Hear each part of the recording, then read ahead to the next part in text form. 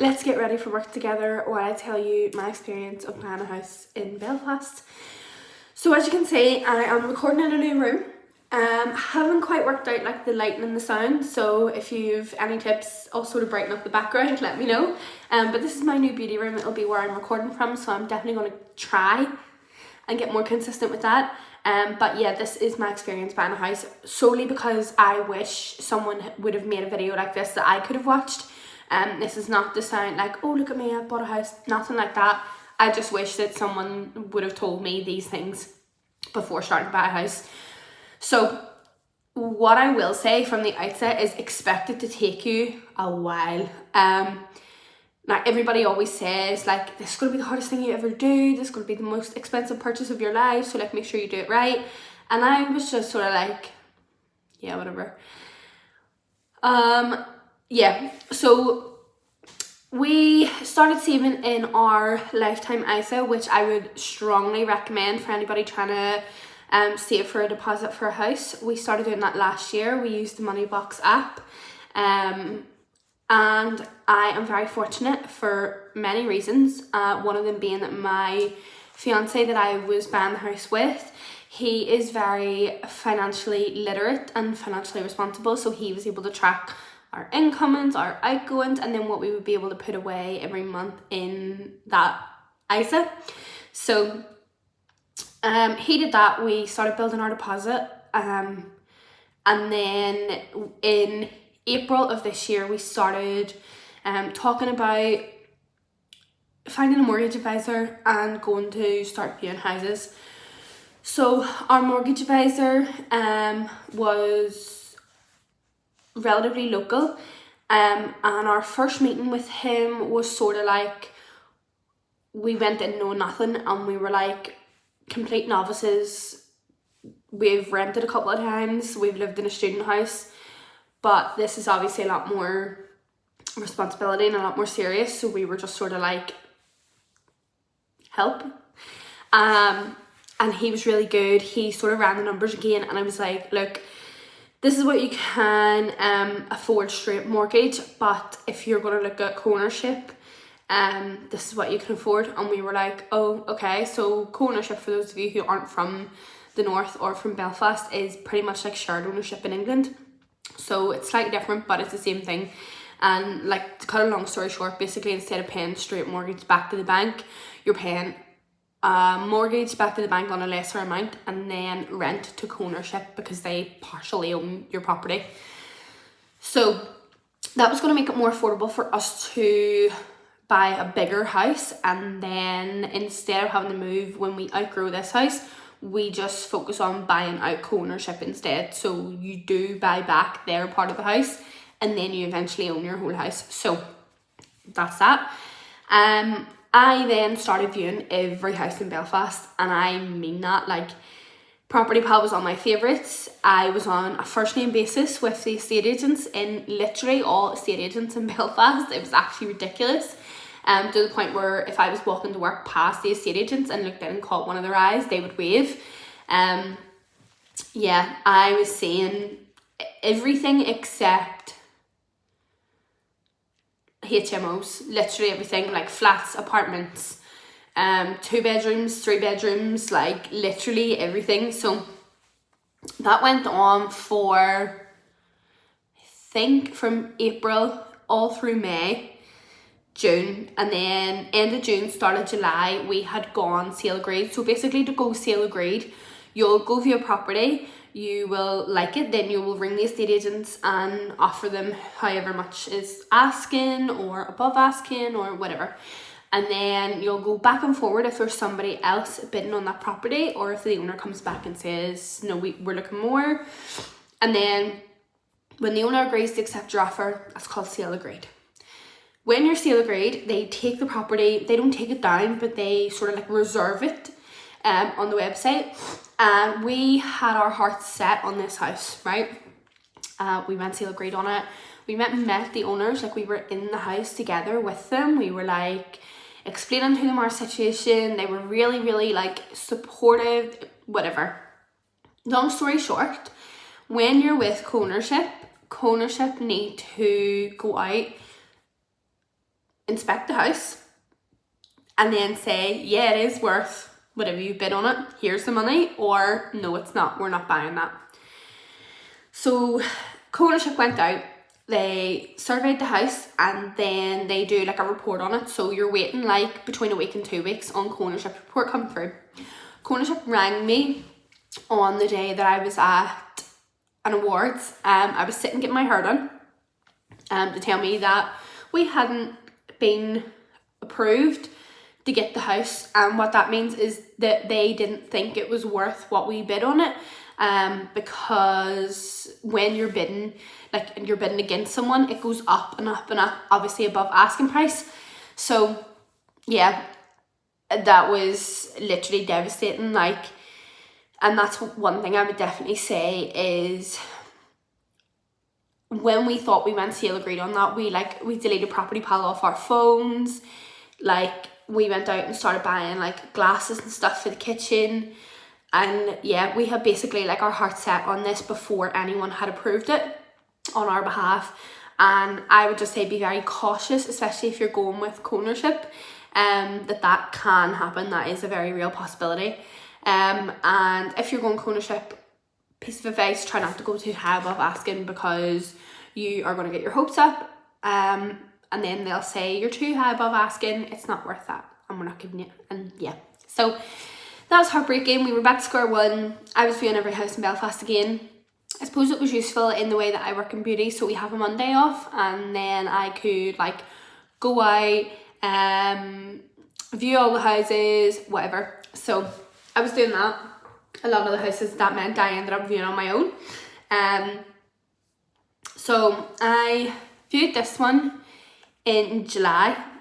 It was sort of like one of the houses that I viewed immediately after losing our first one. I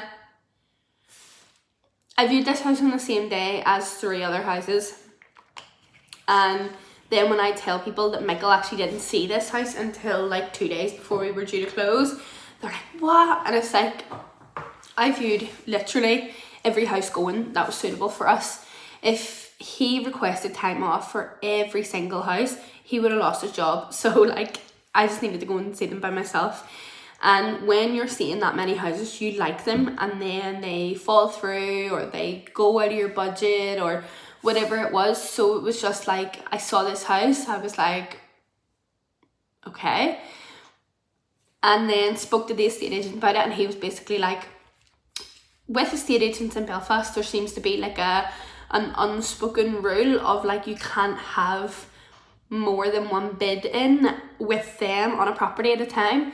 So he was like, focus all your efforts on whatever one that you like, whether it's property A or property B, because I've seen 2 with them that day. And I was like, okay, perfect.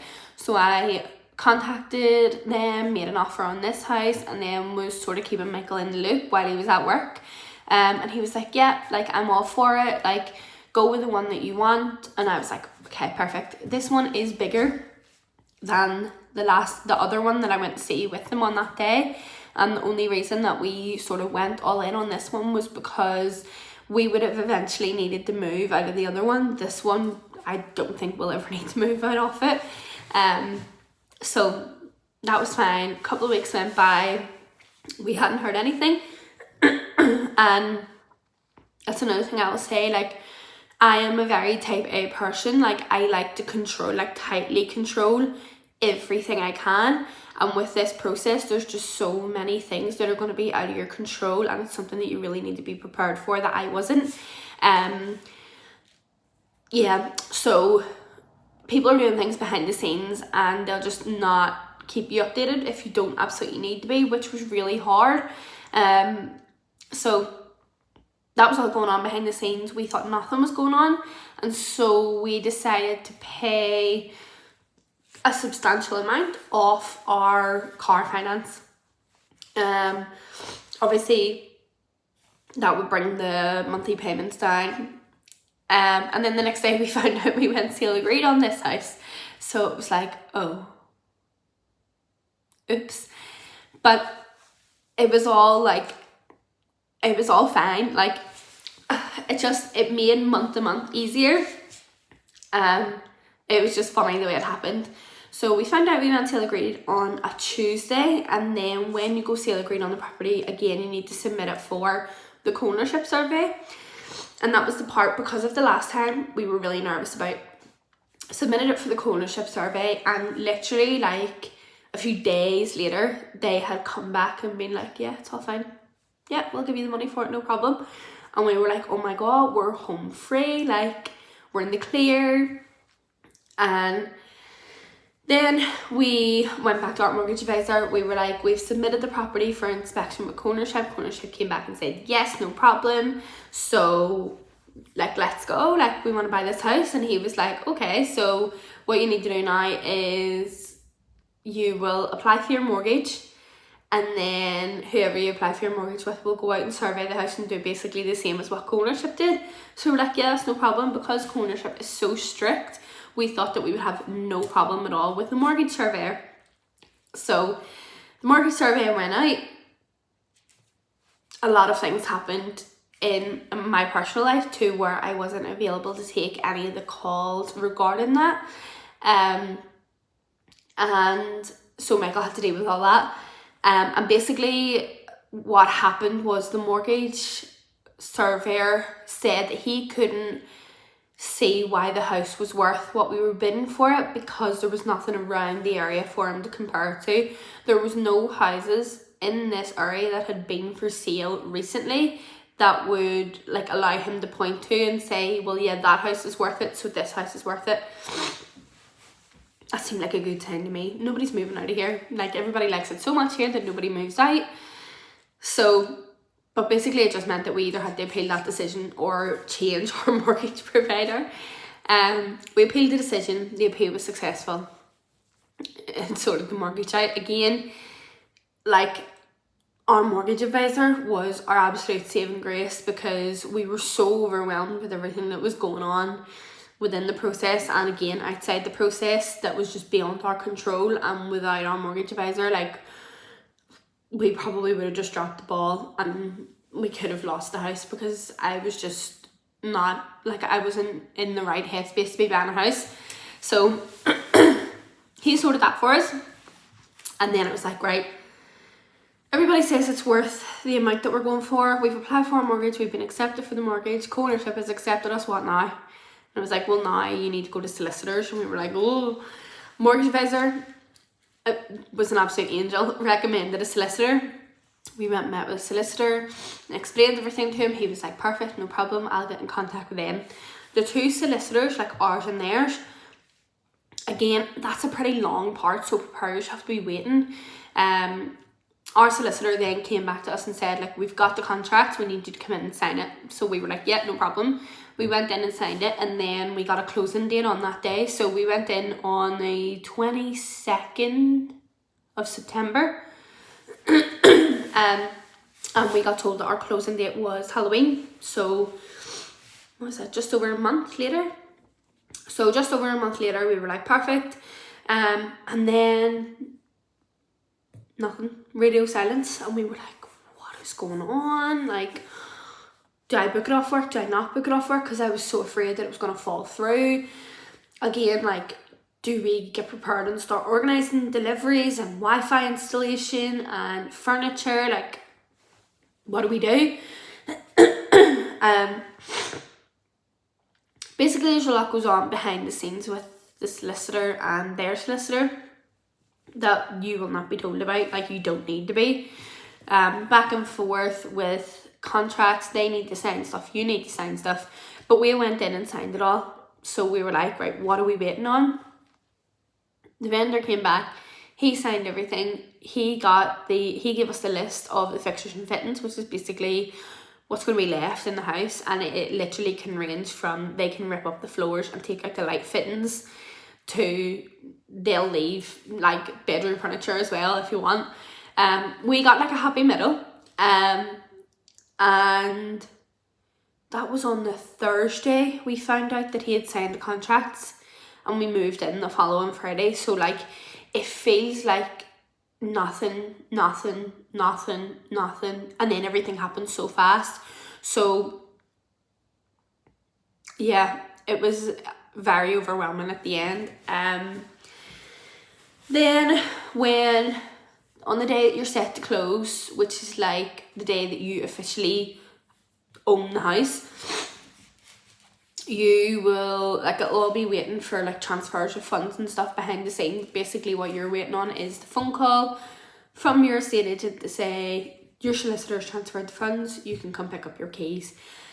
And we got that phone call at, I want to say between 1 and 2 or between 12 and 1, somewhere around like midday, which is apparently the norm.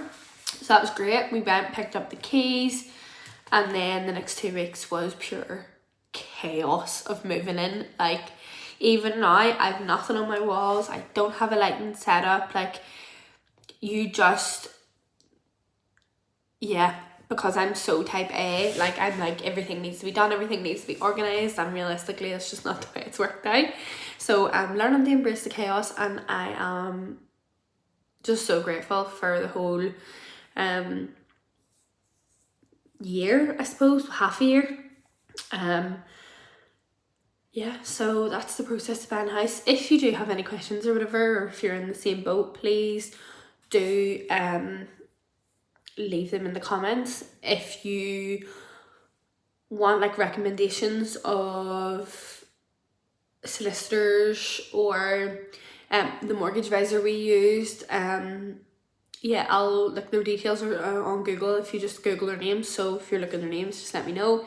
I genuinely don't have a single complaint about either of them. Like, they and the estate agent, like the estate agent themselves, like, they did everything like they possibly could have to get us into this house as fast as they could. Like, I'd say when we found the house and got the surveys out of the road, like, our experience has been pretty seamless. Before that, it was like, I'm not gonna even lie, there was a couple of times where I was like, I don't want to do this anymore. Like, I will live in my mother-in-law's attic for the rest of my life. Like, finding the house, falling in love with the house, and then finding out you don't get it is sort of like, it feels weird, because it's like you have this like overwhelming sense that something has been taken, or like you've lost something, but you never had it. So it's like you didn't, but you can't help feeling like you did. It's such a weird experience. Yeah, and then if you're like Michael, you're like, it's just a house, like, it's not that deep. But yeah, if you're like me, it was rough. But yeah, let me know if you have any questions. And that was my experience buying a house. Now here's to the next God knows how many years. But yeah, I'll try and be more consistent, and I will definitely get back to like beauty and makeup content soon. So bye.